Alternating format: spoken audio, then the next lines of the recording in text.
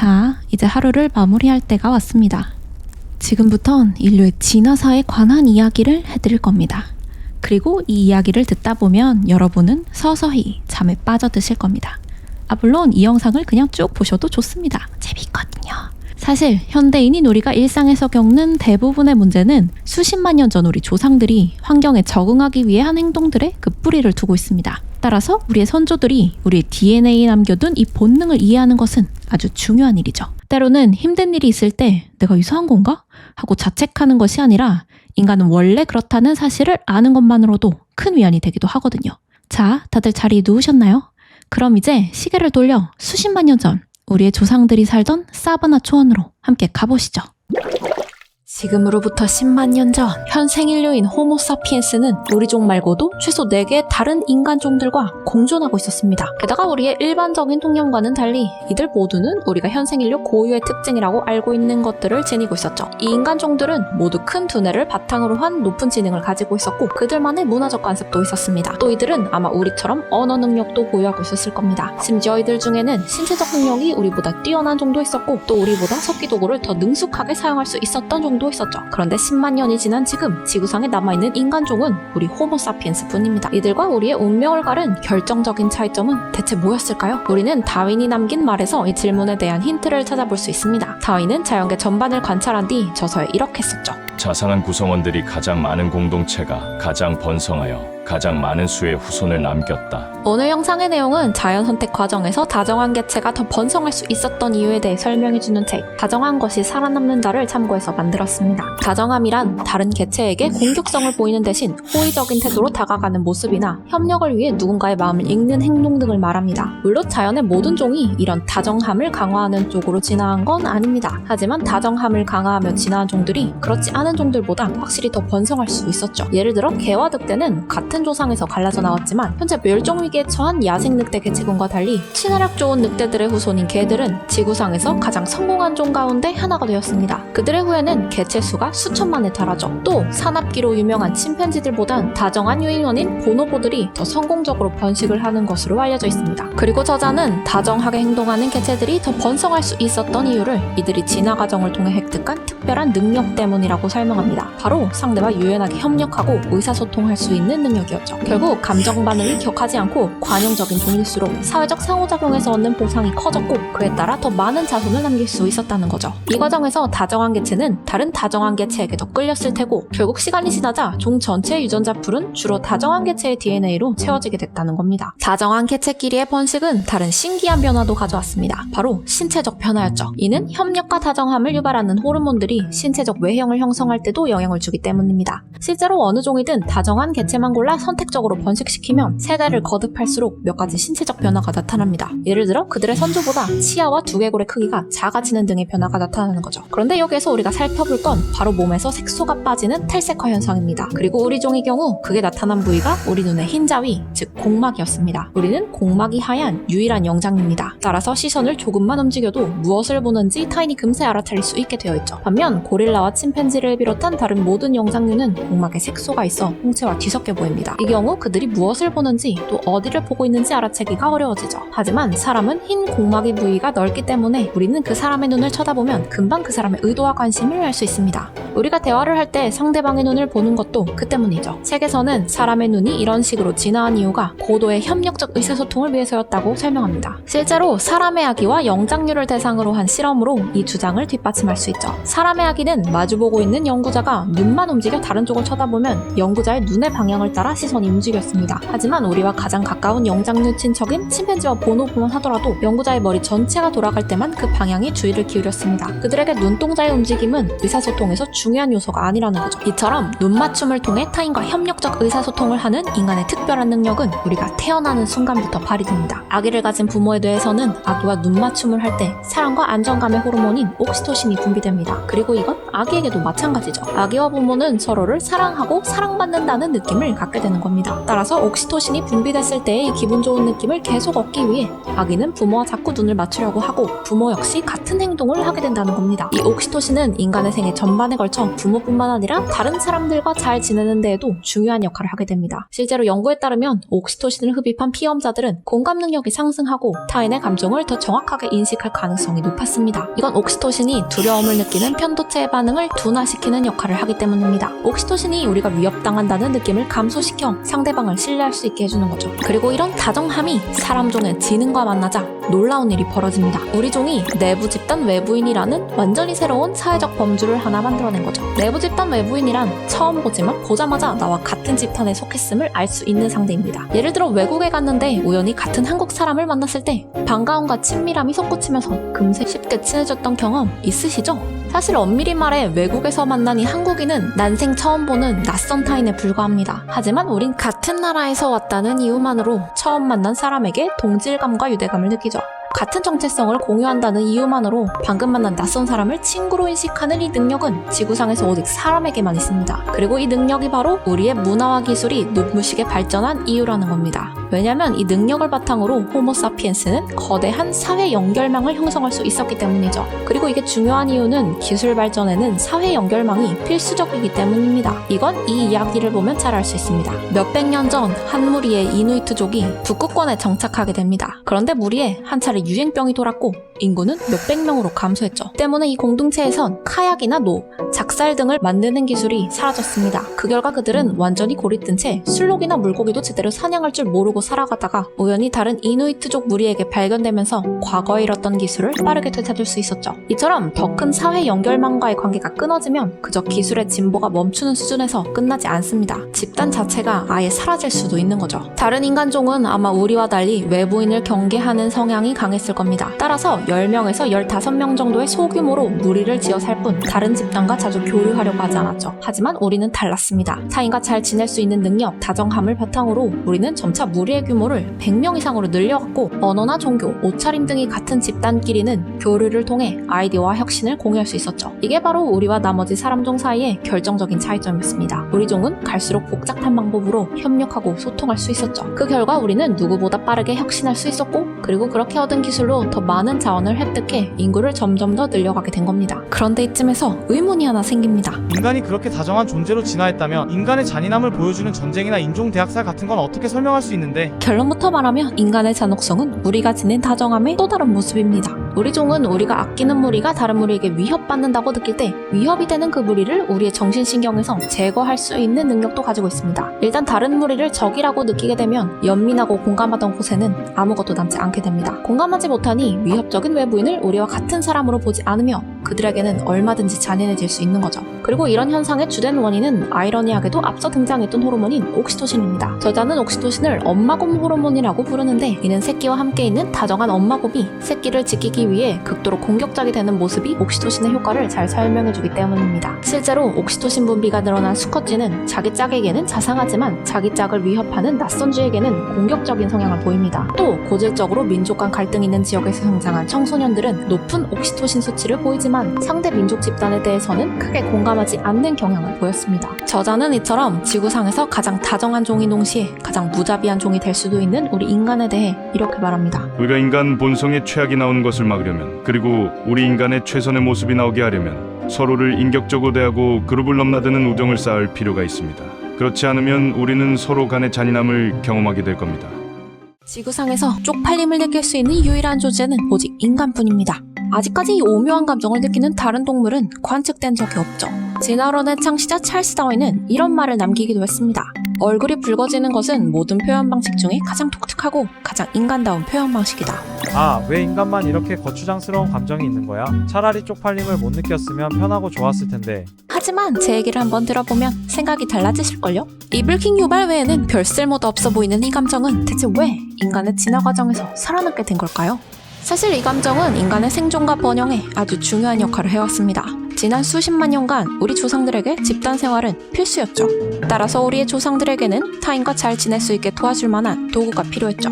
그리고 그게 바로 쪽팔림이라는 감정이었습니다. 우리가 쪽팔림을 느끼기 위해서는 반드시 필요한 전제 조건 하나가 있습니다. 바로 주위에 사람이 있어야 한다는 거죠. 예를 들어 여러분이 천장이 낮은 곳에 앉아있다가 그 사실을 깜빡 잊고 자리에서 급하게 일어나다가 머리를 쾅 부딪혔다고 해보죠. 만약 집에 혼자 있다가 이런 일이 발생했다면 그냥 좀 화나고 아픈 감정만 느끼다 말 겁니다.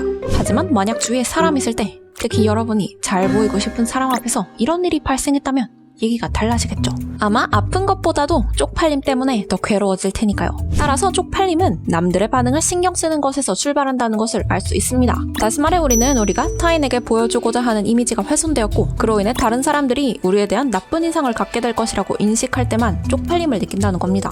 이렇게 남들의 반응에 신경 쓰는 사람들과 달리 남들의 반응에 전혀 신경 쓰지 않고 자기 맘대로 행동하는 사람은 무리해서 소외되거나 추방당하거나 심하면 죽임을 당했습니다. 반대로 자신에 대해 타인이 어떻게 생각하고 있는지를 걱정하거나 남들의 시선에 신경 쓰는 구성원들은 생존할 가능성이 더 높았죠. 그 결과 그들은 후대에 자신의 유전자를 남길 수 있었습니다. 결국 쪽팔림은 사회적 결속을 원활하게 해주고 사람들이 서로 잘 지낼 수 있도록 도와주는 역할을 하며 점차 인간의 유전자 풀에서 살아남았다는 겁니다.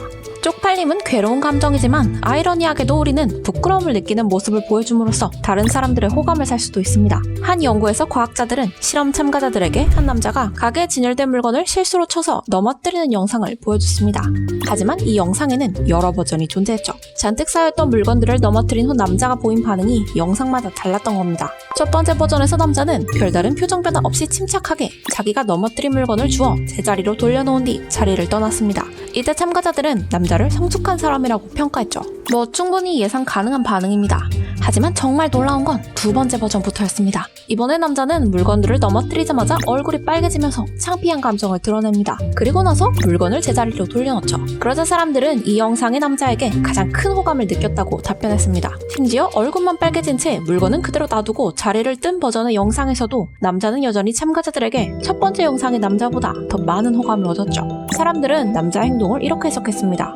저 사람은 너무 부끄럽고 당황해서 물건을 제자리에 돌려놓을 정신이 없는 것 같아요. 마지막으로 가장 최악이라고 평가받은 경우는 남자가 물건을 넘어뜨리자 미소를 지은 다음 아무런 조치도 취하지 않고 자리를 뜬 영상이었습니다.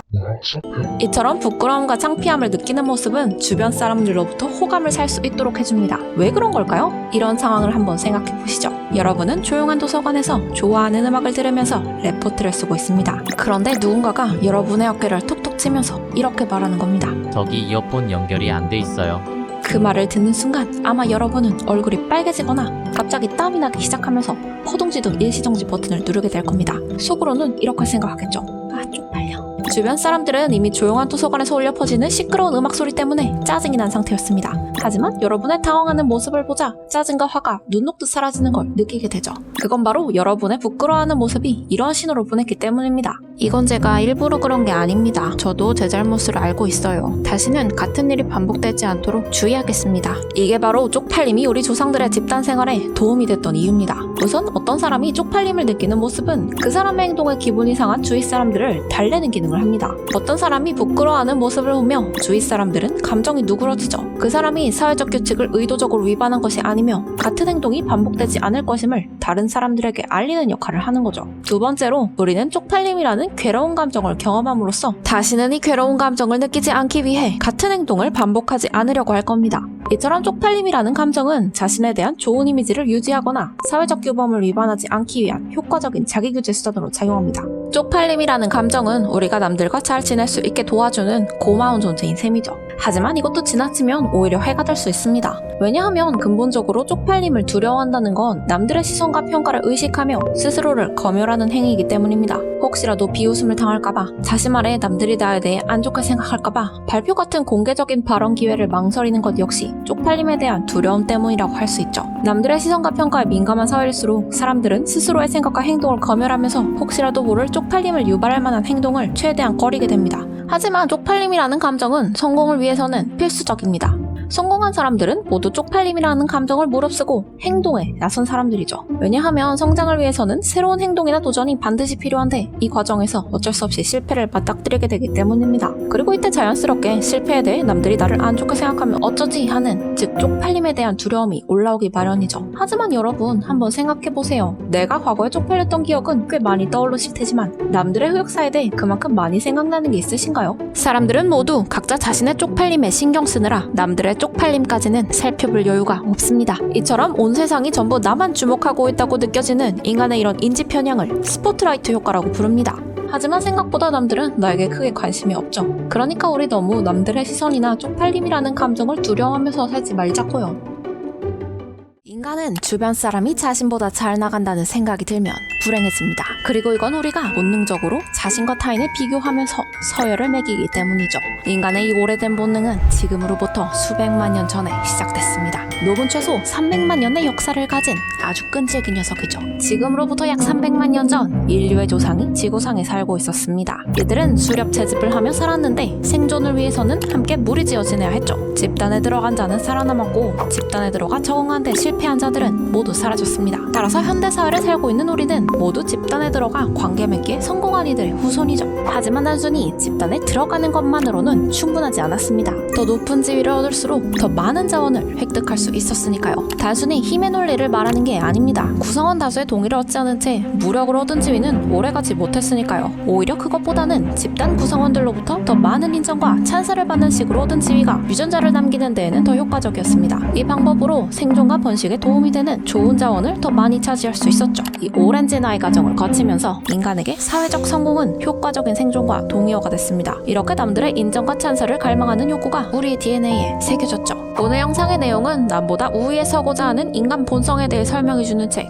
지위 게임을 참고했습니다. 실제로 오늘날 우리가 흔히 말하는 성공에는 타인의 인정과 칭찬이 필수로 들어갑니다. 좀 더 구체적으로 말해서 이 지위라는 것은 자신이 집단에 쓸모있는 사람이라는 것을 증명하면 얻을 수 있었습니다. 이건 두 가지 방식으로 가능했죠. 첫째, 남들이 좋아하거나 남들에게 도움이 될 만한 혜택을 제공하는 능력 있는 사람이 되는 겁니다. 예를 들어 잘생기고 예쁜 외모는 인간이라면 누구나 좋아하는 특성입니다. 따라서 외모도 효과적인 지위 획득 수단이 될 수 있죠. 실제로 연구에 따르면 외모가 매력적인 사람은 매력적이지 않은 사람보다 지인들에게조차 더 긍정적인 평가와 대접을 받는 것으로 나타났습니다. 외모 외에도 새로운 기술을 개발하거나 뛰어난 스포츠 능력을 보여주는 식으로도 능력 있는 사람이 될 수 있죠. 하지만 여기서 함정 카드 하나가 발동됩니다. 복잡하게 생각하는 것을 싫어하는 인간 뇌의 특성상 사람들은 타인의 능력 그 자체가 아니라 능력을 상징할 만한 단서만 보고도 그 사람이 성공한 사람이라고 유추하는 거죠. 실제로 한 실험에서는 참가자들에게 부유한 옷이나 가난한 옷을 입은 사람들의 사진을 보여주자 참가자들은 불과 0.129초 만에 그들의 지위를 판단해버리는 것으로 나타났습니다. 예를 들어 사람들은 좋은 차, 좋은 집, 비싼 구두, 명품 시계 등 높은 지위를 상징하는 단서를 갖고 있는 사람들을 보면 그 사람이 높은 지위에 있는 사람이라고 결론 지어버린다는 겁니다. 이걸 보면 왜 자신의 수입으로는 감당할 수 없을 만큼의 비싼 명품이나 차에 집착하는 사람들이 존재하는지를 이해할 수 있습니다. 설사 그들이 진짜 성공한 사람이 아닐지라도 사람들은 그들이 갖고 있는 성공의 상징만 보고도 그들을 성공한 사람이라고, 다시 말해 지위가 높은 사람이라고 인식할 테니까요. 그렇게 되면 그들은 진짜 성공한 사람들이 받는 대접을 받을 수 있게 되는 겁니다. 뭐 진짜 모습을 들키기 전까지는요.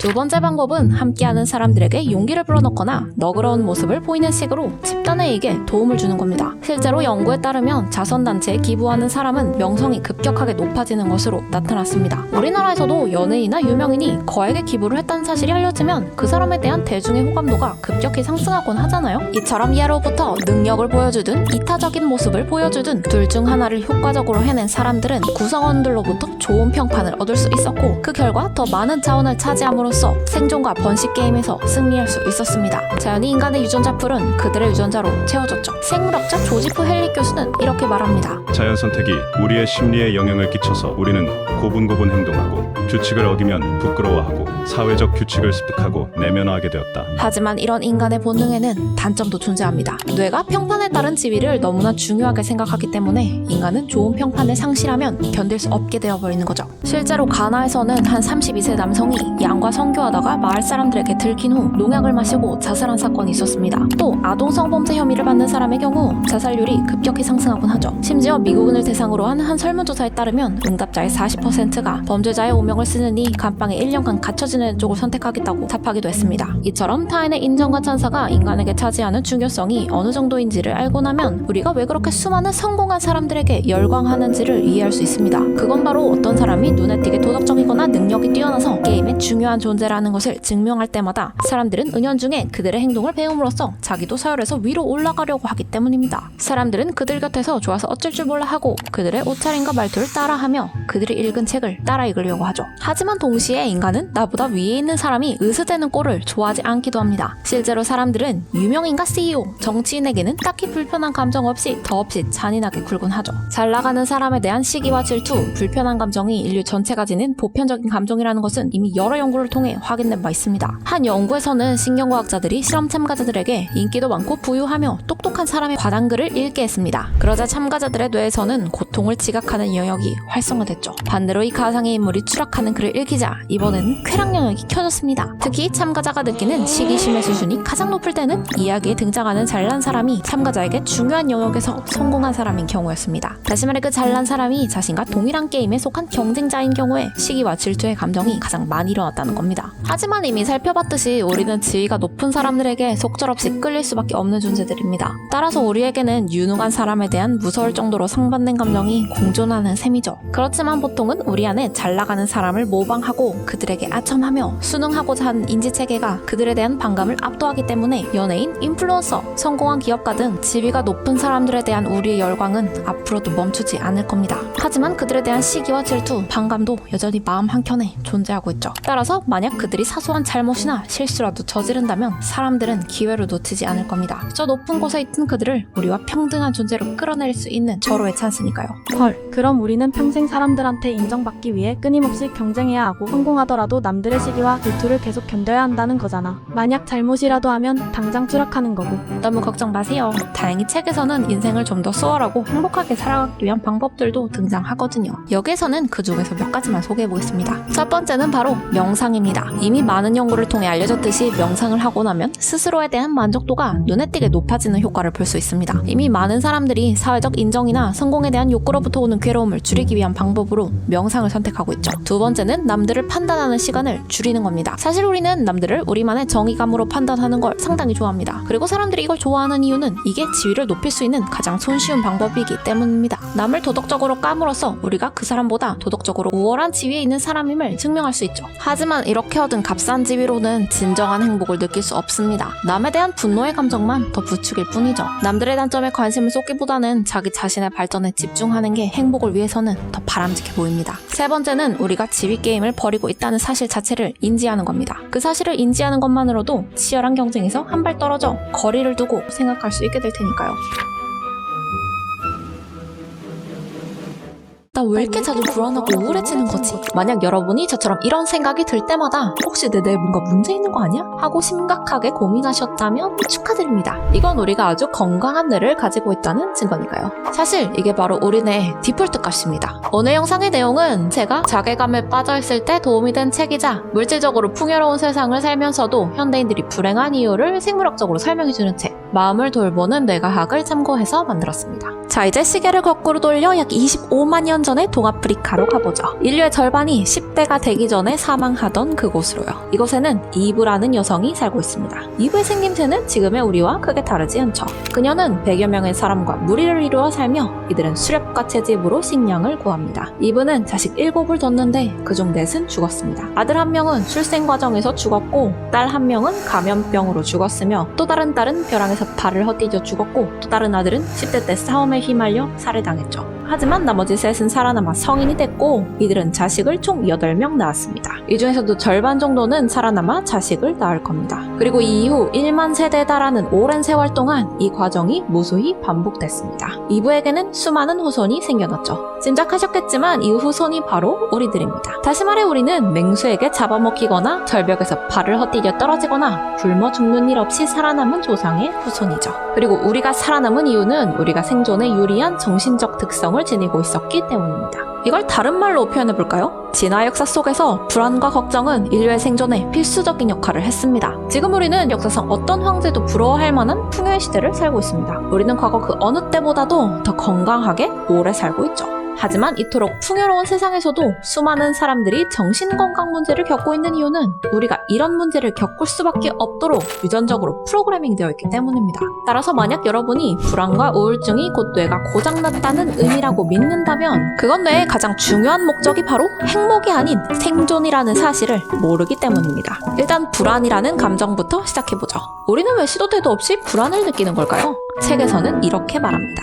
불안은 배고픔이나 피로처럼 인간이 지닌 자연스러운 생물학적 특성이다. 일단 불안의 정의는 이렇습니다. 심리적으로 강한 불편함을 느끼는 상태. 이때 사람마다 느끼는 불안의 강도와 종류는 다양한 편이죠. 어떤 사람은 가벼운 불안을 지속적으로 느낍니다. 또 어떤 사람은 자신에게 일어날지 모르는 온갖 재앙을 상상하며 불안해하기도 하죠. 또 많은 청중 앞에서 말할 때 같이 특정한 상황에서 불안을 느끼는 사람들도 있습니다. 한마디로 불안은 일종의 선제적 스트레스라고 할 수 있죠. 예를 들어 회사에서 상사에게 호되게 질책을 당하면 당연히 스트레스를 받습니다. 그런데 아직 질책을 당하지도 않았는데 출근해서 부장님한테 깨지면 어떡하지? 라는 생각이 든다면 그것이 바로 불안입니다. 하지만 두 경우 모두 뇌와 신체에서 일어나는 반응은 기본적으로 동일하죠.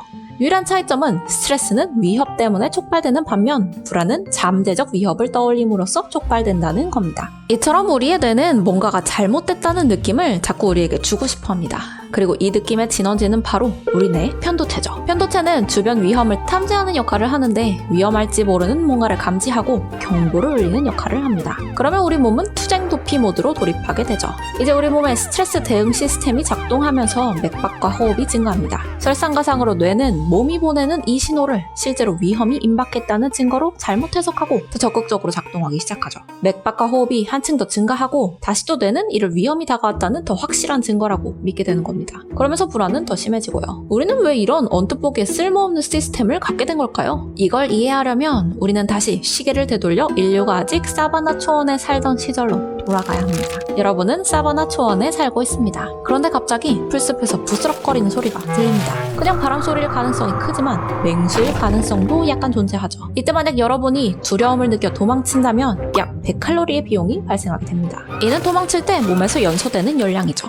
하지만 만약 그게 바람 소리였을 경우 쓸데없이 잃게 되는 에너지이기도 합니다. 하지만 만일 부스럭거리는 소리의 주인공이 맹수였다면요? 이때 뇌가 스트레스 대응 시스템을 작동시키지 않았다면 여러분은 죽음으로 대가를 치러야 했을 겁니다. 결국 맹수일 확률이 1000분의 1에 불과할지라도 매번 도망치는 편이 나았고 따라서 뇌는 필요한 것보다 1000배 더 자주 스트레스 대응 시스템을 작동시키게 됐다는 겁니다. 에이, 너무 과장하는 거 아니에요? 전혀 과장이 아닙니다. 실제로 인간은 엄청나게 오랜 세월 동안 지금보다 훨씬 더 위험한 환경에서 살아왔으니까요. 다시 말해 사방의 위험을 주시하면서 항상 그에 대한 대비책을 세우는 사람은 모닥불 옆에 앉아 편안히 긴장을 풀고 쉬는 사람보다 살아남을 확률이 더 높았습니다. 늘 위험을 경계하고 대비책을 생각하는 이런 경향이 바로 요즘 말로 하면 불안이고요. 그리고 우리가 요즘처럼 안전한 세상에서도 자주 불안을 느끼는 이유는 여전히 우리네 경보 시스템이 인류의 절반이 10대가 되기도 전에 죽던 세상에 맞춰져 있기 때문입니다. 그 세상에서는 상상 가능한 모든 위험을 경계하는 능력이 생존 확률을 높여줬으니까요. 이 모든 것을 고려해봤을 때 불안은 전혀 이상한 현상이 아닙니다. 오히려 불안을 겪지 않는 사람이 이상한 것이죠. 건강한 뇌는 스트레스와 고통에 대한 면역력이 없습니다. 오히려 뇌는 어떻게든 우리가 그런 일을 겪게 만들죠. 실제로 뇌는 시시때때로 불안한 느낌을 만들어내거나 우리가 세상을 위험한 곳으로 인식하게 합니다. 우리 뇌의 가장 중요한 목적은 생존이기 때문입니다. 불안을 느끼는 많은 사람들은 자신의 뇌에 문제가 있다고 생각합니다. 하지만 불안감이 사실은 뇌가 정상적으로 작동하고 있다는 신호라는 걸 알게 되면 마음이 한결 편해지실 겁니다. 아니 그럼 그냥 이렇게 살라고? 해결책은 없는 거야? 걱정 마세요. 우리에게는 해결책이 있으니까요. 책에서는 이에 대한 여러 가지 해결책이 등장하는데 그중 가장 강력한 방법은 바로 운동입니다. 심지어 책에서는 이런 표현도 등장하죠. 운동은 부정적 마음을 해독하는 최고의 방법이다. 이게 어떻게 가능한 걸까요? 심장박동수와 혈압은 불안 증상과 나란히 증가하곤 합니다. 심장은 더 빠르고 격렬하게 뛰며 몸은 투쟁 도피 반응 모드로 돌입해서 부정적인 일이 일어날 때를 대비하죠. 하지만 심장은 운동을 할 때도 빠르고 격렬하게 뛴다는 점을 기억해야 합니다. 빠르게 뛰었던 심장은 운동이 끝나면 다시 차분해집니다. 그리고 그 보상으로 엔돌핀과 도파민이 몸속에서 솟구쳐 오르죠. 이 일련의 과정을 통해 운동은 뇌 다음과 같이 가르쳐주는 셈입니다. 심박수가 늘어나고 혈압이 높아지는 건 불안과 공황이 몰려온다는 의미가 아니야.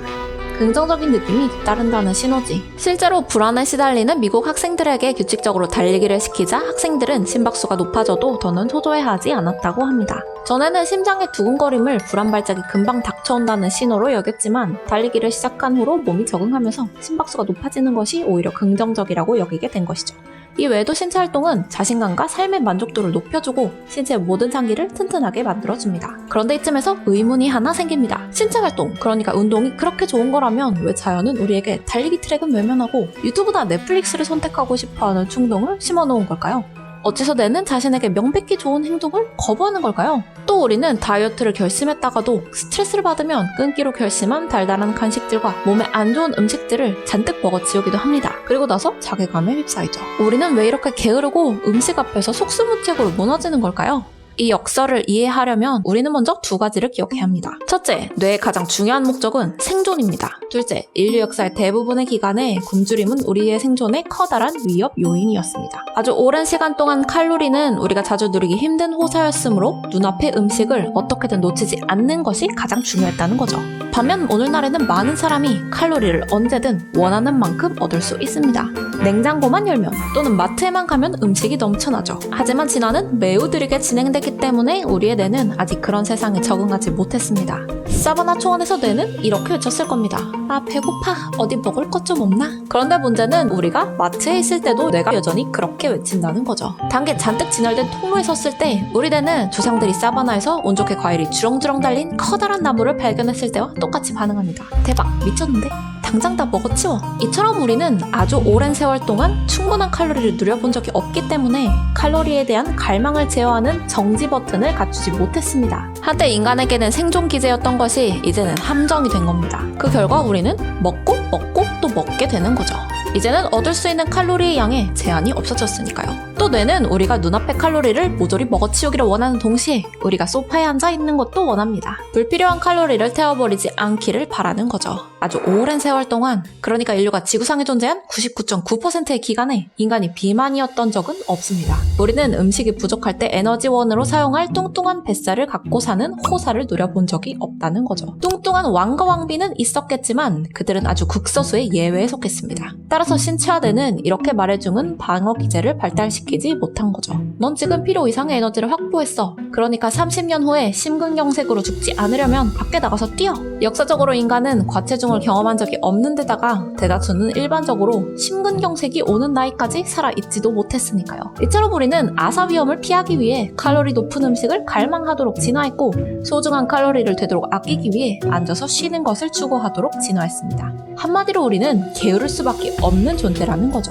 정리해보면 우리는 시시때때로 우울하거나 불안해하거나 애초에 게으를 수밖에 없도록 프로그래밍된 존재들입니다. 지금이야 이런 것들이 아무런 쓸모도 없어 보이지만 이 특성들은 아주 오랜 세월 동안 우리를 생존할 수 있게 만들어주었어요. 그러니 우리가 운동을 하기 싫어하고 자주 부정적인 기분에 사로잡히거나 음식의 유혹 앞에 속수무책으로 무너지는 건 어찌 보면 당연한 겁니다. 그러니까 운동이든 다이어트든 멘탈 관리든 마음먹은 대로 되지 않는다고 해도 자괴감에 너무 오랫동안 빠지지 말고 이걸 떠올려 보셨으면 좋겠습니다. 우리가 하려고 하는 건 쉽고 자연스러운 게 아니라 실제로 어려운 일이라는 사실을요. 그걸 알고 나면 과도한 자책을 멈출 수 있죠. 그럼에도 불구하고 우리가 하려고 노력하는 일들은 다 그만한 가치가 있는 일들입니다. 세상은 분명히 변했고 우리는 여기에 적응해서 최대한 잘 행복하게 살아가야 하니까요.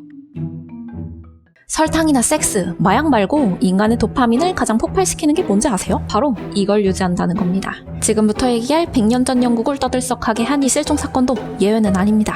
때는 1926년 에거사라는 이름의 30대 여성이 하룻밤 사이에 흔적도 없이 사라져버리는 일이 발생합니다. 이 여성은 12월 3일 밤 자신의 어린 딸을 재운 후 모피코트와 트렁크를 챙긴 뒤 직접 차를 몰고 저택을 나섰습니다. 하인에게는 드라이브를 하러 간다고 말했죠. 하지만 그날 밤 그녀는 집으로 돌아오지 않았습니다. 대신 다음날 아침 그녀가 몰고 나간 차가 석회를 캐는 구덩이 근처에서 발견됩니다. 차는 도로에서 벗어난 상태로 풀이 무성한 곳에 버려져 있었죠. 전조등은 켜져 있는 상태였습니다. 경찰은 처음부터 자살을 의심합니다. 실제로 에거사는 실종되기 며칠 전 약국을 찾아가 약사와 대화를 나눈 적이 있었는데 이 대화의 주제는 고통 없는 죽음을 선사하는 가장 좋은 약에 대한 것이었죠. 또 박살난 차량 근처에서는 뚜껑이 열린 유독성 납과 아편병이 발견됐습니다. 당시 에거사는 장편 소설 3개를 출간한 무명에 가까운 작가였습니다. 하지만 가장 최근에 야심차게 내놓은 3번째 소설 소설은 몇 천 부밖에 팔리지 않았고 남편은 다른 여자와 눈이 맞아 이혼을 요구하고 있는 상태였습니다. 여러 정황상 이 사건은 간단한 비극처럼 보였습니다. 버림받은 아내가 스스로 목숨을 끊은 거죠. 하지만 경찰이 인근 연못에 물을 빼고 사냥개를 동원해 근처를 샅샅이 뒤졌지만 그녀의 시신은 어디에서도 발견되지 않았습니다. 수천 명의 아마추어 탐정들도 실종된 애거사를 찾으러 나섰지만 그 누구도 그녀의 발자국조차 찾지 못했죠. 언론은 앞다투어 이 실종 사건을 대서특필했고 애거사 실종 사건은 대중의 관심을 순식간에 끌어당기기 시작했습니다. 하지만 수사는 여전히 미궁에 빠져 있었습니다. 별다른 성과 없이 시간만 흐르자 결국 이 사건이 자살이 아니라 살인사건일 가능성이 제기되기 시작합니다. 수사를 진두지휘한 캐너드 부총장은 애거사가 뒷좌석에 놔둔 그녀의 모피 코트에 주목했습니다. 애거사가 사라진 날인 12월 3일 밤에는 강한 바람이 불었고 자정기온은 2도까지 떨어졌습니다. 그런데 왜 그녀는 코트를 두고 내린 걸까요? 자살하려는 사람이라도 추운 건 질색이었을 텐데 말이죠. 살인으로 수사의 방향이 바뀌자 집을 나와 내연녀와 생활 중이던 남편 아치가 유력한 용의자로 지목됩니다. 하인들의 전원에 따르면 그는 애거사가 실종되기 전날 아내와 심하게 싸웠다고 했죠. 하지만 남편 아치에게는 확실한 알리바이가 있었습니다. 애거사가 실종되던 날 밤 자신의 내연녀와 함께 친구의 집에 머물고 있었다는 주변인의 확실한 증언이 있었던 겁니다. 문제는 또 있었습니다. 애거사가 정말 살해당한 거라면 범인은 대체 왜 차량 근처에 독극물을 놔두고 간 걸까요? 실종 6일째 언론에서 연일 애거사의 실종 사건을 대서특필하며 떠들어대자 겁에 질린 남편 아치는 데일리메일과 인터뷰를 진행합니다. 사실 얼마 전 아내가 자기 언니에게 나는 마음만 먹으면 아주 제대로 사라질 수 있다고 말하는 걸 들었어요.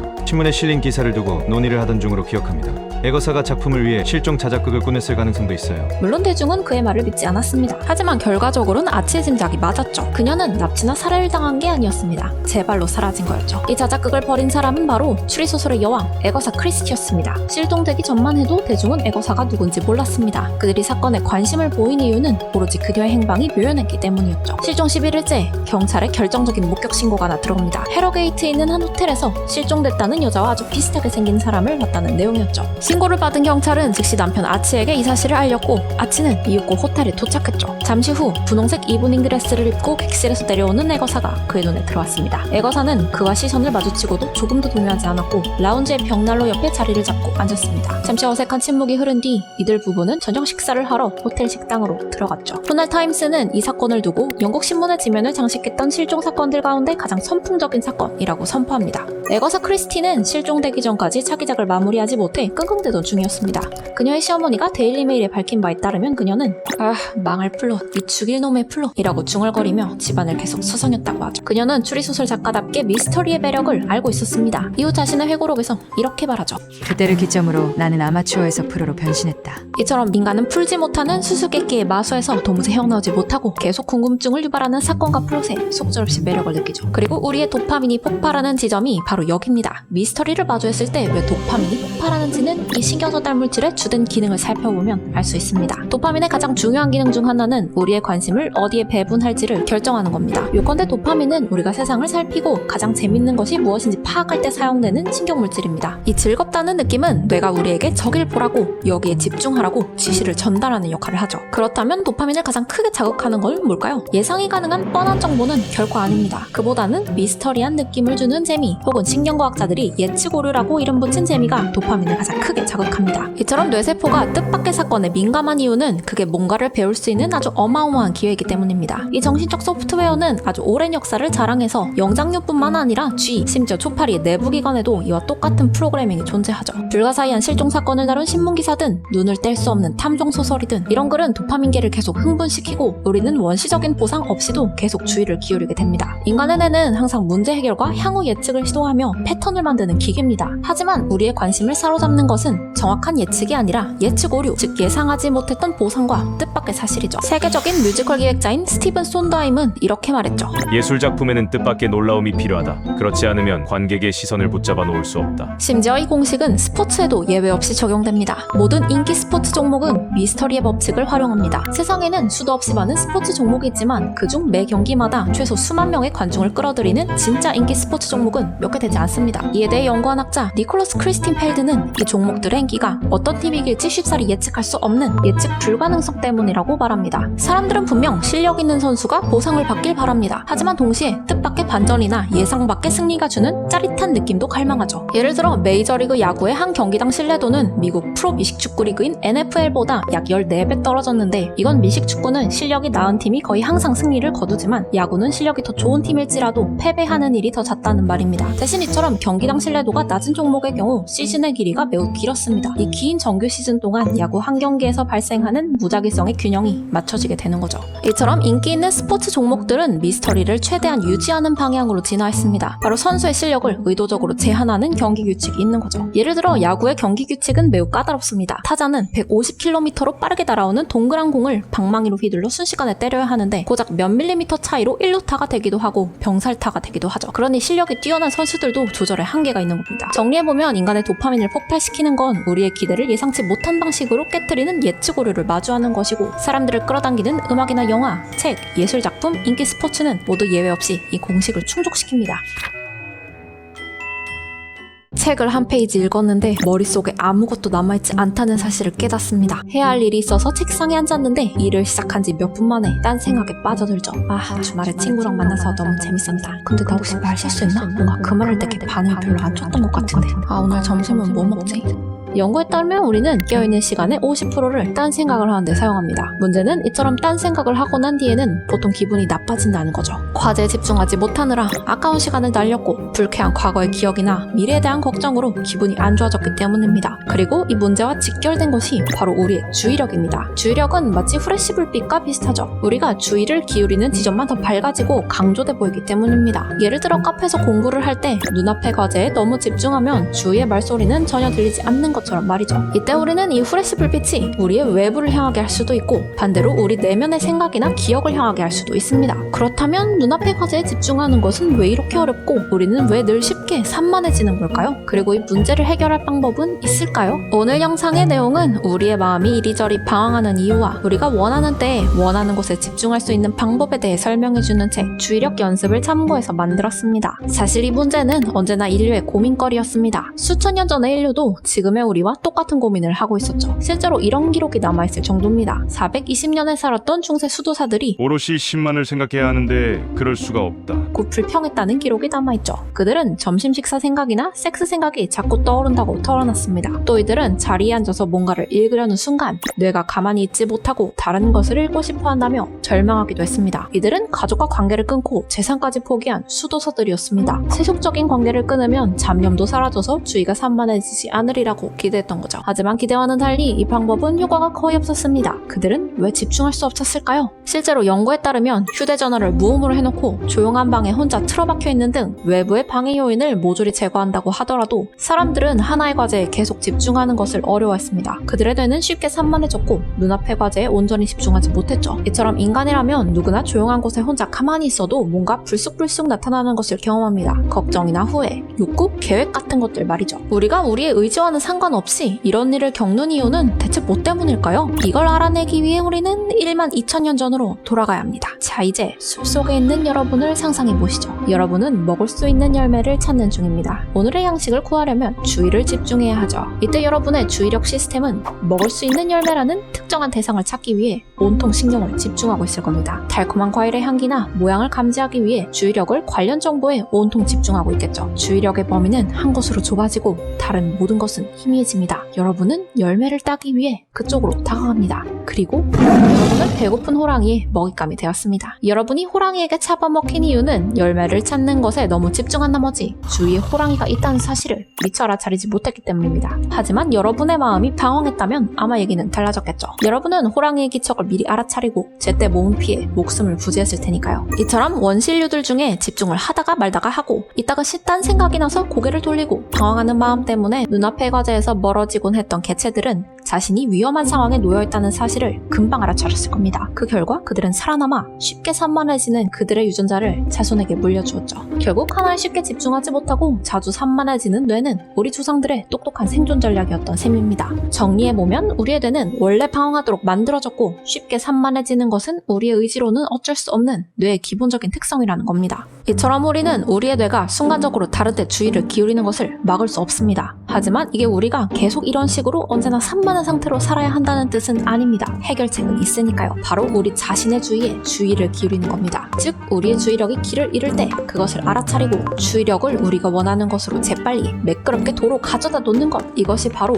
주의력 훈련의 첫걸음입니다. 그리고 이렇게 자신의 주의에 주의를 기울이는 능력을 메타자각이라고 부릅니다. 메타자각은 나의 내면의 풍경을 지켜볼 수 있는 있는 능력을 말합니다. 나의 내면에서 떠오르는 생각이나 감정, 욕구 등을 한 발짝 떨어져서 바라볼 수 있는 능력이죠. 우리는 때때로 불안이나 두려움, 걱정에 사로잡혀 그 순간에 적절하지 않은 주의력 상태로 빨려 들어갑니다. 하지만 메타 자각이 있을 때 우리는 지금 우리가 하고 있는 경험의 내용을 인지하고 그 내용이 우리의 목표와 일치하는지를 점검할 수 있죠. 이때 우리는 우리 자신에게 이런 질문을 던집니다. 지금 나는 무엇을 인지하고 있지? 지금 내가 주의를 활용하는 방식이 나의 목표에 부합하고 있나? 어떤 일에서 성과를 내고 싶다면 이런 메타 자각 능력은 반드시 필요합니다. 실제로 연구에 따르면 사람들에게 주의 집중력이 필요한 과제를 하도록 했을 때 사람들은 자신의 주의가 어디에 있는지 자각을 잘 할수록 성과가 좋았습니다. 반면 마음의 방황이 늘어날수록 메타 자각은 감소하고 성과는 떨어졌죠. 자신의 상태를 알지 못할 때 우리는 경로를 수정해서 주의를 당면 과제로 돌려놓을 수가 없기 때문입니다. 다행히 이 메타 자각을 높여줄 수 있는 방법이 하나 있습니다. 바로 마음 챙김 훈련을 하는 거죠. 마음 챙김이란 불교의 전통적 명상법을 심신안정과 심리치료 관점에서 재구성한 명상법입니다. 미국 매사추세츠 대학교 의과대학의 존 카바친 박사에 의해 대중화된 것으로 알려져 있죠. 실제로 구글은 2007년부터 사내 명상 강좌를 운영하고 있고 빌 게이츠도 주의를 집중하고 생각들로부터 거리를 두기 위해 명상을 한다고 인터뷰한 적이 있습니다. 또 사피엔스의 저자이자 세계적 석학인 유발 하라리는 20년 넘게 명상을 해온 명상 예찬론자죠. 실제로 연구에 따르면 마음 챙김 수련 경험이 많은 사람들은 마음이 이리저리 방황하는 상태가 줄어드는 것으로 밝혀졌습니다. 마음 챙김 훈련이 메타 자각을 증진시켜주기 때문이죠. 마음 챙김 훈련을 하는 방법은 매우 다양하지만 여기에서는 레인 명상법에 대해 설명할 테니 지금 한번 눈을 감고 해보셔도 좋습니다. 먼저 깊게 심호흡을 하면서 어깨에서 힘을 뺍니다. 이제 얼굴의 근육을 이완시켜 봅니다. 눈썹에서 힘을 빼고 턱 근육도 편안하게 이완시켜 보세요. 몸에 힘을 뺀 상태에서 지금 일어나고 있는 욕망을 그저 알아차립니다. 그리고 그 파도를 있는 그대로 인정하고 받아들입니다. 욕망을 무시하거나 다른 데로 주의를 돌리려고 하지 말고 그 욕망을 어떻게 하려고 하지도 마세요. 좋아, 왔구나 라고 말해도 좋고 그저 고개를 끄덕이는 행동만으로도 괜찮습니다. 그 다음에는 지금 내 몸에서 뭐가 느껴지지? 라는 질문을 던져봅니다. 열심히 생각하기보다는 가장 강하게 다가오는 느낌을 포착하는 겁니다. 신체의 감각, 감정, 생각을 관찰하고 그것이 나에게 오도록 놓아둡니다. 마지막으로 계속 주의를 기울이면서 자신의 경험을 기록합니다. 짧은 문구나 단어를 써서 간단하게 기록하면 됩니다. 예를 들어 생각을 하고 있다, 뱃속이 불편하다, 자극이 강해진다, 활활 타는 느낌 같이 말이죠. 욕망이 완전히 사라질 때까지 계속 따라갑니다. 만약 집중이 흐트러졌다면 지금 내 몸에서 뭐가 느껴지지? 라는 질문을 되풀이하고 같은 과정을 반복합니다.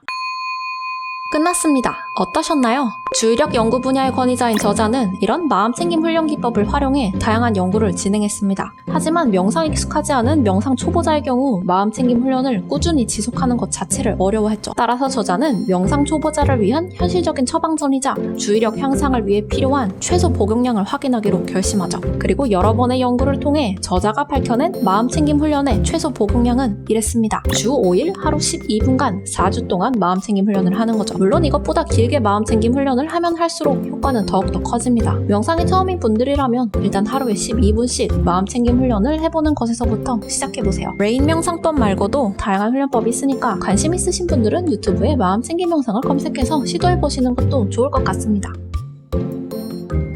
스마트폰 중독이든 마약 중독이든 모든 종류의 중독은 동일한 원리로 작동합니다. 예를 들어 스트레스성 폭식을 하는 사람이나 매번 금연을 결심하지만 결국 성공하지 못하는 사람은 언뜻 봤을 땐 서로 다른 상황에 놓인 것처럼 보이지만 빚어 헷갈린 메커니즘은 둘 다 동일하다는 말이죠. 우선 중독의 정의는 이렇습니다. 부작용이 있는데도 뭔가를 계속 사용하는 행위. 따라서 다이어트 중인데도 스트레스를 받을 때마다 달달한 간식이 땡기거나 해야 할 일이 있는데도 기분이 울적할 때는 스마트폰만 붙잡고 있게 된다거나 하는 것들도 모두 중독에 해당합니다. 아마 저를 포함해 이 영상을 보는 거의 모든 분들이 최소한 한 가지 이상의 중독에 빠져 있으실 겁니다. 그렇다면 우리는 왜 나쁜 습관인 줄 알면서도 같은 행동을 반복하는 걸까요? 그리고 이 나쁜 습관의 고리에선 대체 어떻게 빠져나올 수 있을까요? 오늘 영상의 내용은 우리가 중독에 빠지는 원리와 중독에서 빠져나올 수 있는 과학적인 방법에 대해 설명해주는 책 크레이빙 마인드를 참고해서 만들었습니다. 인류에게는 오랜 진화 과정을 통해 보존된 강력한 학습법이 하나 있습니다. 이걸 보상에 의한 학습이라고 부르죠. 그리고 이 보상에 의한 학습이 뭔지를 알면 우리가 왜 어떤 물질이나 행동에 중독되고 결국에는 쉽게 빠져나오지 못하게 되는지를 이해할 수 있습니다.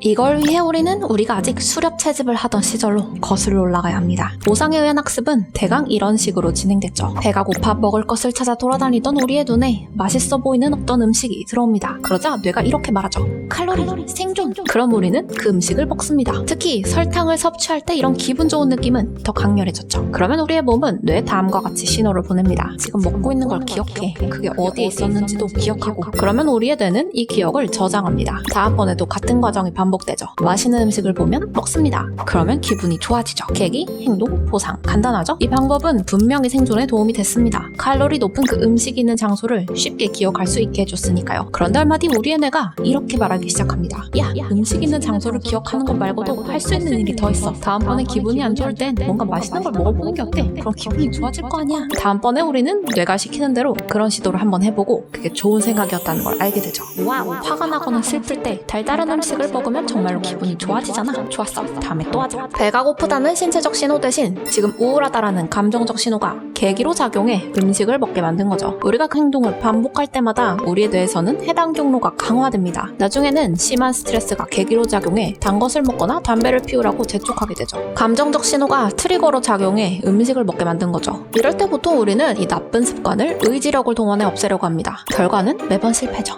특히 스트레스를 받는 상황에선 더더욱 그렇습니다. 왜냐하면 스트레스를 받으면 우리 뇌에서 가장 먼저 스위치가 꺼지는 부위가 있는데 이게 바로 의식적인 행동 조절 능력이 가장 뛰어난 부위인 전전두엽이기 때문이죠. 이 스위치가 꺼지고 나면 이제부터 우리는 우리의 감정과 충동에 의해 움직이게 됩니다. 그래서 기분이 다운되면 이 울적한 기분에서 즉시 벗어나기 위해 달콤한 케이크나 재밌는 영상 혹은 담배를 찾게 되는 겁니다. 스트레스를 받을 때 이런 행동들을 하면 우리는 불쾌한 뭔가가 사라지는 것을 느끼죠. 이게 바로 이 행동들에 대한 보상입니다. 이 상황에서 우리의 보상에 의한 학습 메커니즘은 현실을 회피하고 고통을 마비시키고 불쾌한 감정을 덮어버리기 위해 쓰이고 있는 겁니다. 이처럼 불쾌한 무언가를 피하기 위해 특정 행동을 반복하는 것을 부정적 강화라고 부릅니다. 정신과 의사인 저자는 이 보상에 의한 학습 메커니즘과 환자들의 부정적 강화 현상에 대해 잘 알고 있었습니다. 그리고 중독 문제를 치료하기 위한 좀 더 효과적인 방법에 대해 고민하고 있었죠. 그때 마침 저자에게 아이디어가 하나 떠오릅니다. 자신이 스트레스를 다스리는데 큰 도움을 받고 있었던 마음챙김 명상을 치료에 적용해보기로 한 거죠.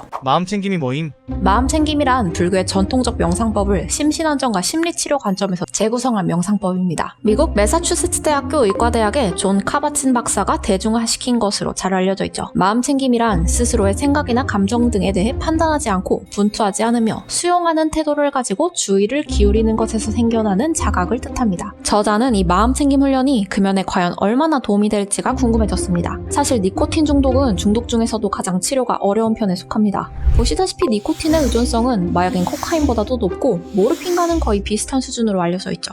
실제로 담배를 끊으려는 사람들은 평균 6번 정도의 금연을 시도한다고 알려져 있는데 이들 중 거의 대부분은 결국 금연에 실패합니다. 심지어 저자의 환자들 중에는 마약을 끊는 것보다 담배를 끊는 것이 더 어려운 것 같다고 토로한 사람들도 있었죠. 따라서 니코틴 중독에서 벗어날 방법을 찾을 수만 있다면 다른 어떤 종류의 중독도 효과적으로 치료할 수 있다는 말이 듭니다. 중독의 작동 원리는 모두 동일하니까요. 저자를 비롯한 연구진은 약물 복용 없는 무료 금연 프로그램이라는 광고를 내 참가자들을 모집했습니다. 이렇게 모인 참가자들은 무작위로 두 집단으로 나눠 배정됐죠. 참가자들은 모두 4주의 시간 동안 주 2회 진료소를 찾아와 치료를 받았습니다. 대신 이들은 참가하는 프로그램이 서로 달랐습니다. 한 집단은 마음챙김 수행을 받았고 다른 집단은 학계에서 표준치료요법으로 인정받고 있는 금연 프로그램에 참여했습니다. 우선 마음챙김 집단은 첫 번째 수업에서 습관고리에 이유에 대한 설명을 들었습니다. 구체적으로 그들이 담배를 피우는 계기를 화이트보드에 표시하고 담배 한 대를 피울 때마다 그 행동을 강화하게 된다는 점을 설명했죠. 연구진은 그날 저녁에 그들을 집으로 돌려보내면서 참가자들에게 집에 가면 담배를 피울 것을 지시했습니다. 금연 프로그램인데 담배를 피우라고? 네, 대신 담배를 피우면서 해야 할 일이 한 가지 있었죠. 연구진은 참가자들에게 담배를 피울 땐 호기심을 갖고 관찰하며 피우라고 지시했습니다. 다시 말해 그들의 계기, 즉 흡연 욕구를 불러일으킨 것에 주의를 기울이고 담배를 피울 때의 기분은 어떤지를 잘 관찰하라고 지시한 거죠. 그로부터 3일 뒤에 진행된 두 번째 수업에서 참가자들은 깜짝 놀랄 만한 기록을 가지고 돌아왔습니다. 그 기록에는 자신들이 그저 지루해서 담배를 피울 때가 얼마나 많은지가 담겨 있었죠. 그중 한 남성은 처음 이틀 동안 흡연량을 담배 30개비에서 10개비로 줄이기도 했습니다. 자신의 흡연 행위가 다른 문제들을 해결하기 위한 잘못된 방법이라는 사실을 깨달았기 때문이죠. 예를 들어 그는 커피의 쓴맛을 덜 느끼려고 담배를 피우고 있었습니다. 이 단순한 사실을 알아차린 것만으로 그의 흡연은 양치질로 대체됐죠. 더 흥미로운 점은 담배를 피울 때 주의를 기울였더니 어땠나요? 라고 물었을 때의 답변이었습니다. 참가자들의 다수는 자신들의 눈이 확 트이는 경험이었다고 대답했죠. 그 전까지는 담배의 맛이 얼마나 고약한지를 몰랐다고 하면서요. 그중 한 참가자는 이렇게 말하기도 했습니다. 냄새는 썩은 치즈 같고 맛은 화학약품 같아요.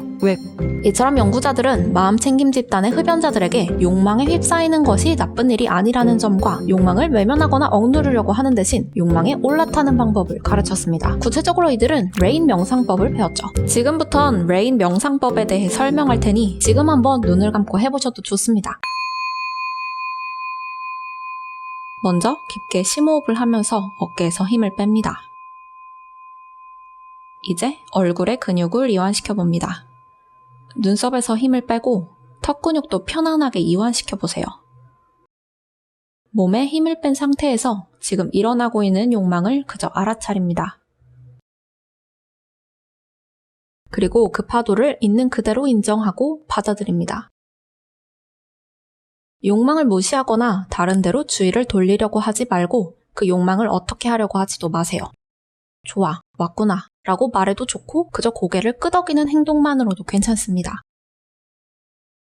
그 다음에는 지금 내 몸에서 뭐가 느껴지지? 라는 질문을 던져봅니다. 열심히 생각하기보다는 가장 강하게 다가오는 느낌을 포착하는 겁니다. 신체의 감각, 감정, 생각을 관찰하고 그것이 나에게 오도록 놓아둡니다. 마지막으로 계속 주의를 기울이면서 자신의 경험을 기록합니다. 짧은 문구나 단어를 써서 간단하게 기록하면 됩니다. 예를 들어 생각을 하고 있다, 뱃속이 불편하다, 자극이 강해진다, 활활 타는 느낌 같이 말이죠. 욕망이 완전히 사라질 때까지 계속 따라갑니다. 만약 집중이 흐트러졌다면 지금 내 몸에서 뭐가 느껴지지? 라는 질문을 되풀이하고 같은 과정을 반복합니다. 끝났습니다. 어떠셨나요? 참가자들은 이처럼 욕망이 느껴질 때마다 마음챙김을 활용하도록 교육받았습니다. 그리고 저자는 이 연구를 2년간 계속 진행했죠. 최종 결과는 놀라웠습니다. 4주 동안 마음챙김 훈련을 받은 참가자들의 금연 성공률이 표준 금연 프로그램 참가자들의 2배 달했던 거죠. 게다가 금연에 성공한 마음챙김 집단 참가자들은 거의 전원이 시간이 흐른 뒤에도 금연 상태를 계속 유지한 반면 대조군의 피험자 중 다수는 다시 담배를 피운 것으로 나타났습니다. 결국 최종적으로 두 집단에서 금연에 성공한 사람들의 수는 무려 5배나 차이가 났죠. 이런 일이 어떻게 가능했던 걸까요? 저자는 이 질문에 대해 이렇게 설명합니다. 마음챙김 집단의 사람들은 단순히 욕망을 참는 대신 자신의 습관고리에 주의를 기울이라는 지시를 받았습니다. 그래서 그들이 실제로 얻는 보상이 무엇인지를 명료하게 보고 자신이 중독된 행동에 대한 환상에서 깨어날 수 있었죠. 만약 어떤 습관이 들어있거나 중독된 상태라면 여기에서 빠져나오기란 매우 어려운 일입니다. 왜냐면 어떤 욕망을 느끼면 우리는 그 욕망에 빨려 들어가서 거의 조건반사적으로 계기, 행동, 보상의 루프에 따라 반응하게 되기 때문이죠. 하지만 욕망을 느낀다고 해서 모두 원래 해로운 습관대로 행동하는 것은 아닙니다. 오직 욕망에 빨려 들어갈 때만 이 습관고리가 작동할 수 있죠. 욕망에 빨려 들어간다는 것은 일상생활에서 극단적 감정에 사로잡히거나 좋은 일이든 나쁜 일이든 어떤 일이 벌어질 때 그것에 휘둘리는 것을 말합니다. 이처럼 욕망에 사로잡힐 때 우리는 육체와 정신의 일부가 수축하고 좁아지고 줄어들고 닫히는 느낌을 받습니다. 반면 명상을 하면 자신의 욕망을 알아차리고 그것에 사로잡히지 않는 것을 훈련할 수 있습니다. 자신의 생각과 감정을 있는 그대로 바라볼 뿐 그것에 휘말리지 않는 거죠. 이처럼 마음챙김은 단지 호기심을 갖고 우리의 몸과 마음 안에서 벌어지는 일들에 가까이 다가가는 일입니다. 욕망이 올라올 때 그것이 올라오고 있음을 알아차리고 그저 호기심을 갖고 아무런 제지 없이 지켜보는 것, 그것만으로도 욕망은 저절로 가라앉습니다. 그리고 기존의 계기, 행동, 보상 루프는 점점 약화되죠. 마음챙김 집단의 참가자들은 이런 식으로 니코틴 중독에서 서서히 빠져나올 수 있었던 겁니다. 인기가 많아야 사는 세상. 우리는 왜 이렇게 열심히 꾸미고 또 성공하기 위해 노력할까요? 사실 답은 간단합니다. 이성에게 관심을 받고 싶기 때문이죠. 그리고 이 욕구는 인간을 움직이는 가장 강력한 동력입니다. 많은 사람들이 의식조차 못하고 있지만 실제로 우리가 매일 하는 수많은 행동들, 그러니까 외모를 가꾸고 말투를 다듬고 열심히 일하는 그 모든 것들, 그 밑바닥에는 단 하나의 동기가 숨어있죠. 내가 이성에게 더 매력적으로 보이려면 어떻게 해야 할까? 이게 무슨 남미세, 여미세 같은 소리냐고요? 아니요, 이게 바로 인간이 진화해온 방식입니다. 다시 말해 이건 단순한 연애를 넘어 인간이라는 종이 살아남기 위해 선택해온 전략이라는 거죠. 진화심리학의 대가 데이비드 버스 교수는 이렇게 말합니다. 인간을 움직이는 가장 강력한 동력은 짝짓기 전략입니다. 즉 인간의 수많은 행동, 자기 표현, 경쟁, 감정 조절, 외모 관리 등은 근본적으로 이성에게 잘 보이기 위한 무의식적 전략이라는 거죠. 그 전략이 통하지 못한 유전자는 도태됐고 성공한 사람들만이 후손을 남겼습니다. 그리고 그 결과물이 바로 우리죠. 제가 전에 이런 영상을 올린 적이 있었죠? 그땐 성별을 가리지 않고 인간 전체의 매력 전략을 다뤘었죠. 오늘 영상에서는 훨씬 더 구체적으로 들어갑니다. 여자에게 인기 있는 남자, 남자에게 인기 있는 여자를 파헤쳐보겠습니다. 인간의 짝짓기 전략을 연구하는 세계적 석학 데이비드 버스 교수에 따르면 그 사람이 독일 사람이든 한국 사람이든 아프리카의 줄루족이든 간에 남성이나 여성이 선호하는 상대 이성의 특징에는 몇 가지 공통점이 존재했습니다. 먼저 여자들에게 인기 있는 남자의 특징입니다. 우선 여성이 선호하는 남성의 얼굴부터 보면 그들은 남성적인 얼굴, 그러니까 단단한 턱과 발달된 눈썹뼈를 가진 남성을 선호했습니다. 또 어깨는 넓고 골반으로 갈수록 좁아지는 모양의 역삼각형 상체를 가진 남성도 선호했죠. 또 키는 자신보다 크면서 평균보다 큰 남성을 선호했습니다. 마지막으로 여성들은 우수한 운동 능력을 가진 남성도 선호했죠. 또 어느 문화권이든 일반적으로 여성들은 자기보다 약간 연상의 남성을 선호했습니다. 구체적으로 2살에서 문화에 따라서는 5살 연상까지도 가능했죠. 두 번째로 여성들에게 인기 있는 남성의 특성은 바로 재정적 유망성이었습니다. 이때 이걸 단순히 돈 많은 남성이라고 착각하시면 안 됩니다. 데이비드 버스 교수는 financial status, 그러니까 현재의 재정 상태라고 표현하지 않고 financial prospect, 재정적 전망, 유망성이라는 표현을 사용합니다. 다시 말해 이 사람이 현재 부유하냐가 핵심이 아니라 장차 미래에 재정적으로 안정적일 가능성이 있는지, 그러니까 자질을 본다는 겁니다. 예를 들어 여성들은 상대 남성이 야망이 있거나 추진력이 있거나 근면성실하다면 본능적으로 더 호감을 느끼는데, 이건 진화론적으로 봤을 때 이 자질들이 성공적인 자원 획득, 그러니까 재정적 유망성과 관련되어 있기 때문입니다. 그런데 이제 이걸 아무하거나 나누는 남성이 아니라 파트너 여성에게만 나누는 남성이라는 게 핵심입니다. 데이비드 버스 교수는 말합니다. 이런 남성은 자원을 획득할 능력이 있고 그 자원을 아내에게만 헌신할 의지가 있죠. 길거리에 있는 아무한테나 주는 게 아니에요. 그래서 잘생긴 너드남이 인기 있는 이유도 이걸로 설명이 됩니다. 자기 일에 몰두하고 목표 지향적이며 동시에 충실한 헌신까지 보인다면 그건 이상형이죠. 반대로 게으르다거나 하루 종일 게임만 하면서 맥주 마시는 걸 좋아한다거나 하는 특징은 이 사람의 낮은 재정적 유망성을 뜻하므로 상대 이런 모습을 보고 호감을 느끼는 여성은 없다는 겁니다. 그리고 데이비드 버스 교수는 여성들이 선호하는 이 특성들이 우리 여성 조상들이 진화 과정에서 직면했던 문제와 긴밀하게 연관되어 있다고 설명합니다. 진화 과정에서 살아남았다는 걸 다른 말로 하면 그들이 임신과 출산, 양육을 통해 자신의 유전자를 후대에 전달하는 데 성공했다는 겁니다. 아이를 무사히 낳고 또 무사히 길러서 그 아이가 또 자식을 낳을 때까지 생존시키는데 성공했다는 말이죠. 그리고 이것에 성공한 여성들은 앞서 언급한 이런 특징들을 가진 남성을 배우자로 선택한 사람들이었습니다. 그들은 자신이 취약한 상태인 임신 중에 자신을 보호해줄 수 있으며 다른 폭력적인 남성으로부터 자신과 아이들을 보호해주고 그들의 자식에게 충분한 자원을 투입할 능력이 있는 배우자를 선택해야 했죠. 그리고 이걸 미리 알 수 있는 것들이 바로 앞서 등장한 특징들이라는 겁니다.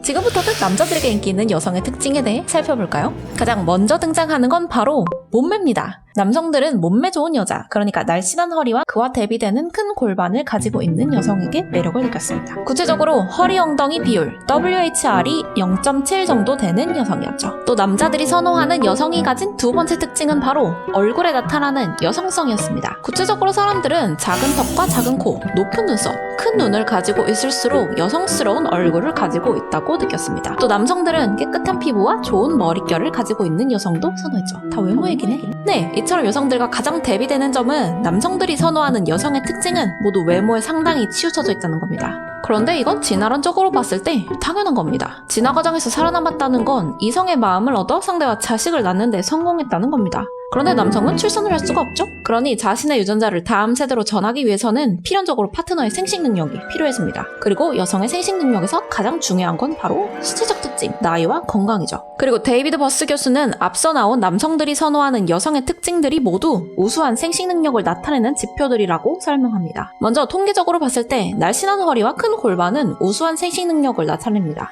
그는 임신이 어려울 만큼 나이가 들거나 젊더라도 건강이 안 좋으면, 예를 들어 호르몬에 문제가 생기면 이 비율이 깨질 확률이 올라간다고 설명하죠. 또 얼굴에 나타나는 여성성은 여성 호르몬인 에스트로겐과 관련되어 있고, 이 역시 여성의 생식 능력과 연관되어 있습니다. 마지막으로 데이비드 버스 교수는 깨끗한 피부는 양호한 건강 상태를 나타내며 나이가 들면 머릿결이 나빠지는 경우가 많기 때문에 찰랑찰랑한 머릿결 역시 우수한 가해 능력을 나타내는 신호가 된다고 설명하죠. 정리해보면 자신의 DNA를 남기기 위한 진화 과정에서 여성 조상들은 아이를 임신하고 낳고 키우는 과정에서 신체적 보호와 안정적인 자원 공급이 필요했으므로 그걸 충족시켜줄 수 있는 남성을 선호하게 되었고, 남성 조상들은 자신들이 아이를 낳을 수는 없으니 아이를 잘 낳아줄 수 있는 여성을 선호하게 되었다는 겁니다. 그리고 이런 파트너에게 매력을 느끼는 사람들이 후대에 효과적으로 유전자를 남길 수 있었다는 거죠.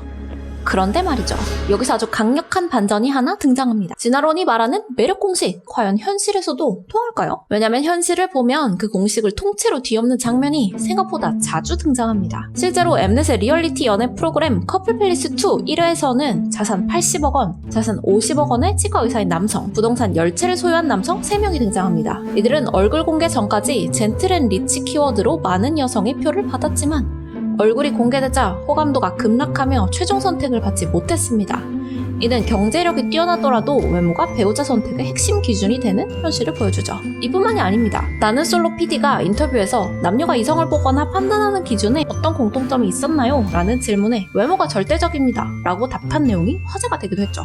한마디로 현대 여성들은 남성의 능력이나 경제력보다 외모를 더 중요하게 생각한다는 겁니다. 그런데 앞서 설명한 진화심리학도 설명을 따르지 않는 건 현대 남성들도 마찬가지입니다. 요즘에 결혼 세태를 분석한 이 기사에 따르면 결정사에 가입한 한 39세 남성은 외모도 당연히 보지만 이제는 맞벌이가 일반적이기 때문에 직업 안정성도 중요하게 고려합니다. 고 답했습니다. 현대에는 남자들도 여자의 외모뿐만 아니라 능력을 함께 보는 경우가 예전보다 훨씬 더 많아졌다는 거죠. 이건 대체 뭘로 설명할 수 있을까요? 이게 바로 진화적 불일치입니다. 전통적으로 인기 있었던 사람과 요즘 현대 인기 있는 사람이 달라지는 현상. 이건 바로 사회가 변화하는 속도를 진화의 속도가 따라오지 못했기 때문에 발생하는 겁니다. 우리나라에서 여성이 남성과 비슷한 수준의 경제력을 갖기 시작한 건 30년도 채 되지 않았습니다. 반면 진화는 최소 수천 년을 기준으로 이루어지죠. 바로 여기에서 불일치가 발생하는 겁니다. 수십만 년에 걸친 인류 진화사에서는 맞는 이야기였겠지만 지난 몇십 년 동안 급변한 세상에 그대로 적용하긴 어쩐지 동떨어진 얘기가 되어버린 거죠. 이건 실제로도 연구를 통해서 밝혀진 바 있습니다. 사회가 발달하고 교육 수준이 높아지면서 전통적인 성 역할의 차이가 줄어들고 있고, 그에 따라 남녀가 선호하는 배우자의 특징이 점차 비슷해지고 있다는 겁니다. 예를 들어 전통적으로 여성은 남성의 경제력과 지위를 중시했지만 현대 여성들은 자신이 경제력을 가질 수 있기 때문에 연애에서 새로운 기준을 적용한다고 합니다. 경제력이 가장 중요한 요소가 아니라 성격, 정서적 안정성, 유머 감각, 가치관의 일치를 더 중요하게 생각하게 됐다는 거죠. 그런데 말이죠. 진화적 불일치보다 더 중요한 게 있습니다. 현실의 연애를 제대로 이해하려면 꼭 짚고 넘어가야 할 게 하나 더 있거든요. 예를 들어 처음에는 별 감정 없었는데 어느 순간 갑자기 설레기 시작하거나 반대로 다들 괜찮다는데 나만 아무런 감정이 없을 때, 이럴 때마다 내 눈이 이상한 건가 싶기도 하죠. 또 어떤 사람은 객관적으로는 그냥 평범한데 이상하게 자꾸 끌리고, 이게 심해지면 오징어 지킴이라고 놀림을 받는 경우도 있단 말이에요. 이쯤 되면 궁금해집니다. 진짜 우리가 평생 만날 수 있는 사람의 레벨 같은 건 딱 정해져 있는 걸까요? 아니면 그 기준조차도 바꿀 수 있는 걸까요? 사실 어떻게 보면 이게 핵심입니다. 우리가 진짜 알고 싶은 건 이런 거잖아요. 이 얘기는 다음 편에서 이어가야 할 것 같습니다. 분량 조절에 실패했어요. 그럼 다음 편에서 만나요. I am 30 years old and I have never had a boyfriend. I'm 30 years old and never been in a serious relationship. 20, 30대 청년들이 연애를 안 하고 있습니다. 실제로 2022년에 실시된 한 조사에 따르면 19세에서 34세 청년 중 65.5%가 현재 연애를 하고 있지 않다고 답했습니다. 미혼인 20, 30대 청년 중 3분의 2가 연애를 하지 않고 있는 겁니다. 뭐야, 생각보다 엄청 많은데? 뭐 다양한 이유가 있겠지만 대부분은 이런 이유 때문입니다. 연애하고 싶긴 한데 제가 엄청 좋아하는 사람이 아니면 굳이 만나고 싶진 않아요. 먹고 살기 바빠서 연애할 시간이 없어요. 한마디로 지금 삶이 엄청 만족스럽지는 않지만 그렇다고 딱히 큰 불만도 없기 때문에 연애가 그렇게 간절하지는 않다는 겁니다. 이 말은 곧 많은 사람들이 누군가와 연애를 하는 것에 당장 큰 메리트를 느끼지 못하고 있다는 거죠. 그렇다면 대체 무엇이 우리를 이렇게 만들었을까요? 아니, 집값은 터무니없이 높고 근로시간은 무지막지하게 길고 무한 경쟁에 겨우 대학 가면 또 취업하느라 개고생하고 이런 사회에서 누가 연애를 하고 결혼을 하겠어요. 당장 집값부터 내리고 근무시간부터 줄여라. 아니요. 물론 우리나라에서 유독 심한 이런 사회적 문제들이 이 현상을 좀 더 심화시킨 측면이 분명 있겠지만 이걸 청년들이 연애하지 않는 결정적인 원인이라고 보기는 좀 어렵습니다. 왜냐면 요즘 20, 30대가 연애를 하지 않는 건 우리나라만의 일이 아니기 때문이죠. 이건 전 세계적으로 나타나는 공통된 흐름입니다. 그렇다면 이렇게 전 지구적으로 연애를 피하는 시대가 온 이유는 뭘까요? 지금부터 이 현상을 만들어낸 핵심 원인을 자세히 파헤쳐보죠. 크게 이 세 가지 이유 때문입니다. 인스타나 스레드, 유튜브에 올라오는 연애 콘텐츠들을 보면 빠지지 않고 등장하는 내용이 있습니다. 너무 조급해하지 말아요. 인연은 다 때가 되면 옵니다. 그리고 이때 이 조언들이 당연하게 전제하고 있는 건 지금 당장 상대를 고르지 않아도 장차 미래에 새로운 사람이 나타날 거라는 거죠. 그리고 이 말은 분명한 사실입니다. 실제로 우리는 평생에 걸쳐 수많은 이성을 만나왔고 앞으로도 그럴 겁니다. 예를 들어 현재 20, 30대는 초중고등학교를 다니면서 학원에서, 길거리에서 수많은 이성을 만났고 20대 초반이 되면 대학에서 아니면 알바를 하면서 새로운 사람들을 또 만나게 되죠. 대학을 졸업하고 나면 직장에서도, 소개팅에서도, 심지어 모임에서도 새로운 사람들을 만나게 됩니다. 이뿐만이 아닙니다. 다른 나라로 유학을 가거나 여행을 가거나 이민을 가서 새로운 사람을 만날 수도 있죠. 또 우리는 하루에도 수십 명의 새로운 이성을 SNS에서 마주치기도 합니다. 이처럼 현대사회를 살아가는 우리에게 연애 상대가 될 사람은 마치 무한한 것처럼 느껴집니다. 하지만 이러한 변화는 불과 몇십 년 사이에 일어난 일이죠. 그리고 수십만 년에 달하는 인류 진화사의 관점에서 보면 이건 아주 찰나의 시간 동안 일어난 급격한 변화에 해당합니다. 인류사 대부분의 시간 동안 인간은 지금처럼 수천, 수만 명 중에서 연애 상대를 고를 수 없었습니다. 대신 수십 명 규모의 작은 공동체 안에서 태어나 인접한 몇몇 집단의 사람들과만 관계를 맺으며 살아갔죠. 다시 말해 아주 오랜 시간 동안 인류에게는 평생 접할 수 있는 이성의 수가 거의 정해져 있었던 셈입니다. 그리고 그 가능성 있는 이성의 수는 고작 20, 30명 수준에 불과했을 것으로 추정되죠. 이걸 좀 더 자세히 이해하기 위해 시계를 돌려 수만 년 전으로 돌아가 보겠습니다. 실업채집 사회의 우리 조상들은 약 100명에서 300명 규모의 밴드 안에서 생활했습니다. 하지만 이 숫자 전부가 연애 대상이 되는 건 아니었죠. 일단 이들 중 절반 정도는 15세 미만의 아동이었고 나와 성별이 같은 사람들, 그리고 나이가 너무 많거나 어린 사람들, 또 가까운 혈연 관계인 사람들도 제외해야 했습니다. 그렇게 하나씩 걸러내다 보면 실제로 연애 대상으로 삼을 수 있었던 이성의 수는 생각보다 훨씬 적었겠죠. 그렇다면 연애는 누구와 했을까요? 바로 외부 집단과의 교류를 통해 이루어졌습니다. 다른 밴드와의 정기적인 축제, 혼인교환, 자원거래 같은 접촉을 통해 자연스럽게 새로운 이성을 만날 기회를 만들어냈던 거죠. 하지만 이런 걸 모두 고려하더라도 실제로 연애나 결혼 가능성이 있었던 이성은 기껏해야 20, 30명 수준이었을 것으로 보입니다. 이때 20, 30명이라고 하면 감이 잘 안 오실 수도 있는데요. 쉽게 말해보겠습니다. 우리가 어렸을 때 보통 한 반에 40명쯤 있었잖아요? 그럼 절반은 남자, 절반은 여자니까 여러분이 중학생 때 한 반에 있던 이성 친구들 중에서 평생 동안의 연애 상대를 딱 거기서만 골라야 했다고 생각해보시면 됩니다. 뭐 한두 명? 많아도 서너 명 정도를 선택할 수 있었겠죠. 그리고 인간은 원래 이 정도로 제한된 인구풀 안에서만 짝을 찾도록 진화해온 존재라는 겁니다. 그런데 지금은 어떻죠? 현대사회, 그것도 도시에 사는 우리는 하루에도 길거리에서 수십, 수백 명과 스쳐 지나가고 범위를 미래로까지 넓혀보면 수천 명, 어쩌면 수만 명 중에서 내 짝을 찾으려고 하죠. 또 마음 한구석엔 늘 이런 생각이 있는 겁니다. 어딘가에 나랑 진짜 잘 맞는, 이 사람보다 더 나은 그런 사람이 있지 않을까? 이게 바로 전형적인 선택의 역설입니다. 미국의 심리학자 베리 슈워츠가 처음 제시한 개념인 선택의 역설이란 사람들에게 너무 많은 선택지가 주어질 경우 이건 오히려 의사결정을 더 어렵게 만들고 적은 선택지를 가졌을 때보다 더 안 좋은 선택을 하거나 심지어 선택 자체를 포기하게 되는 현상을 말합니다. 우리가 언뜻 생각했을 때 선택지는 많으면 많을수록 더 좋을 것 같지만 실제로는 선택지가 많을수록 오히려 더 불행해졌다는 겁니다. 실제로 한 실험에서 연구진은 대형마트에서 실험을 하나 진행했습니다.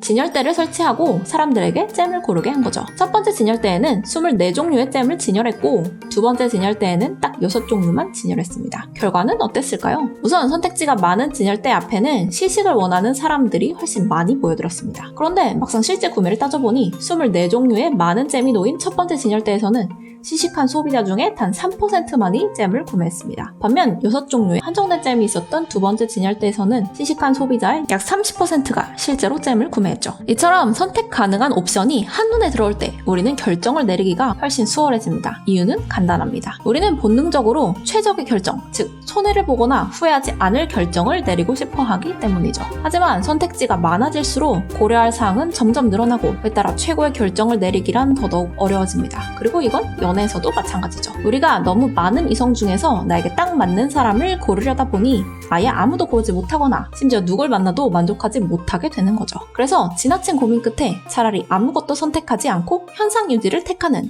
이른바 결정마비 상태에 빠지기도 합니다. 여기까지 정리해보면 우리 인간은 원래 많아야 20-30명 중에서 짝을 고르도록 진화한 종입니다. 그런데 지금 우리는 수천 명 중에서 마음에 드는 상대를 골라야 하죠. 수천 명의 이성을 끊임없이 비교하고 계속 더 나은 사람을 상상하는 식으로요. 문제는 우리 뇌가 이런 환경에 맞게 설계되어 있지 않다는 점입니다. 지나치게 많은 선택지 속에 던져진 우리는 자꾸 망설이게 되고 눈앞의 상대에게 만족하기 어려워지며 심지어는 그냥 연애 안 해 하고 포기해버리는 경우도 생겨버리는 겁니다. 설상가상으로 우리의 선택을 더욱 어렵게 만드는 요소가 하나 더 있습니다. 우리는 이제 길거리에서 마주치는 사람들뿐 아니라 SNS나 유튜브에서도 수많은 또래 이성들 그리고 인플루언서나 연예인처럼 비현실적으로 잘생기고 예쁜 사람들까지 매일 보게 되죠. 이렇게 비교 대상이 과도하게 많아지다 보니 자연스럽게 눈높이도 올라가게 됩니다. 과거에 비하면 상대적으로 괜찮다고 느끼는 기준이 훨씬 까다로워진 거죠. 그리고 이게 바로 요즘 20-30대들이 연애를 안 하는 두 번째 이유와 이어집니다.